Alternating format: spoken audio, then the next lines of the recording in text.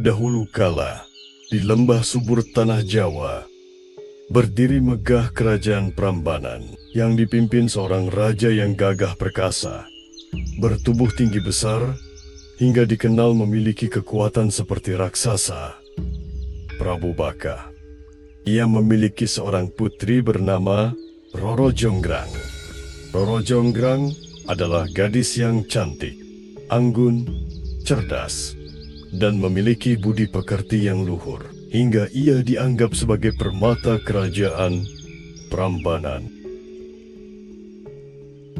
Di sebelah barat, ambisi sedang membara kerajaan Pengging yang dipimpin oleh seorang kesatria sakti bernama Raden Bandung. Dengan perintah ayahnya, Raja Pengging, Bandung yang dikenal tak hanya karena keperkasaannya dalam perang, tetapi juga karena kesaktiannya memanggil bala tentara jin, membawa pasukannya menyerbu kerajaan Prambanan.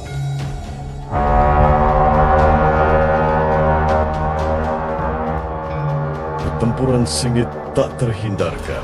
Pertahanan Prambanan yang tidak siap menghadapi serangan mendadak dibuatnya kocar kacir. Prabu Baka yang melihat hal itu memutuskan turun langsung ke medan tempur. Dengan kekuatan dan ilmu kanuragannya, ia mampu menghabisi hampir seluruh pasukan kerajaan Pengging.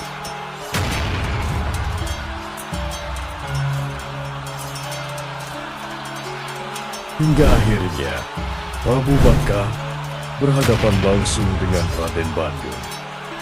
Perkelahian sengit dan adu ilmu tak terhindarkan.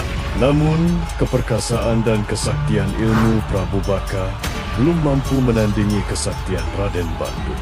Prabu Baka gugur, terkena senjata sakti milik sang kesatria Pengging itu. Kemenangan mutlak berada di tangan kerajaan Pengging. Dan sejak saat itu, Raden Bandung dikenal dengan julukan barunya yang melegenda, Bandung Bondowoso, yang berarti kuat dan perkasa.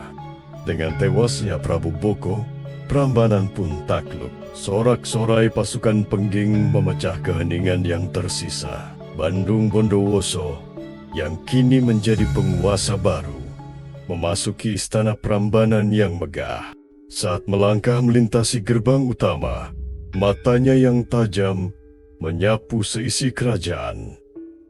Namun, pandangannya seketika terhenti di salah satu sudut istana, diapit oleh dayang-dayang berdiri Roro Jonggrang, bagaikan petir menyambar. Hati Bondowoso terguncang. Ia telah menyaksikan ribuan wajah, tetapi belum pernah melihat kecantikan sehalus dan semurni ini. Tubuhnya yang semampai, seolah memancarkan pesona yang melampaui segala harta rampasan perang. Cinta telah membutakannya. Dalam sekejap, keinginannya akan kekuasaan pudar, digantikan oleh hasrat membara untuk memiliki sang putri. Ia melangkah maju, menghampiri Jonggrang dengan aura penguasa yang baru. "Wahai Roro Jonggrang," suara Bandung Bondowoso terdengar kuat, tetapi kini dihiasi nada bujukan yang tak pernah ia gunakan sebelumnya. "Kekalahan ayahmu adalah takdir. Sekarang, terimalah takdir barumu. Kau akan menjadi permaisuriku, ratu di tanah ini. Dan kita akan memimpin dua kerajaan menjadi satu." Di hadapan pembunuh ayahnya, Roro Jonggrang merasakan amarah dan ketakutan yang bercampur. Ia tahu, menolak secara terang-terangan sama dengan mencari mati. Namun, menerima lamaran itu adalah penghinaan terhadap dirinya dan mendiang ayahnya. Ia harus mencari akal, menggunakan kecerdasannya untuk melawan kekuatan yang tak tertandingi itu. Lamaran yang dipaksakan ini harus diakhiri dengan syarat yang tak akan pernah bisa dipenuhi.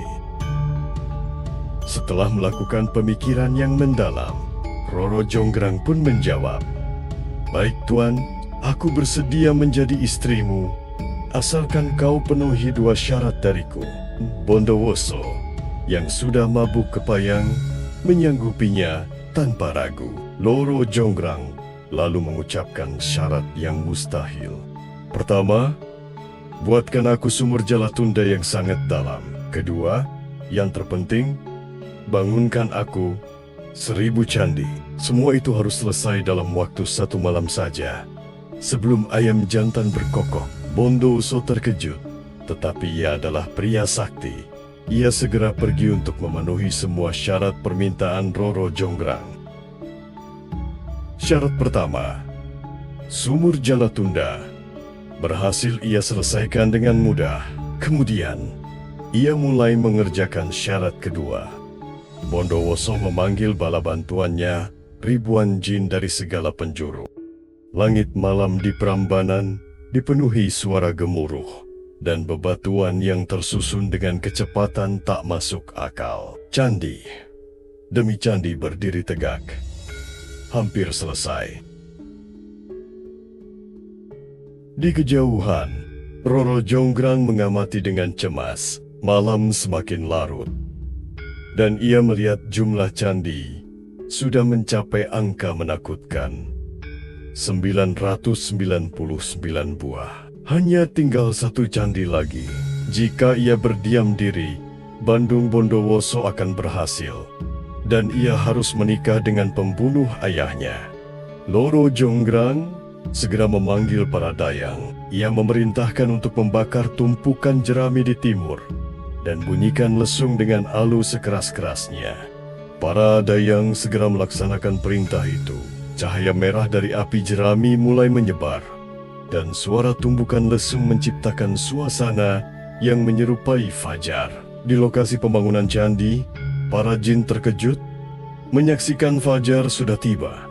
Ribuan jin itu pun bubar, menghilang ke dalam tanah, meninggalkan 1 candi yang belum selesai. Ketika pagi benar-benar tiba, Bandung Bondowoso bangga mengajak Roro Jonggrang ke lokasi pembangunan. Lihat, putriku, semua sudah selesai.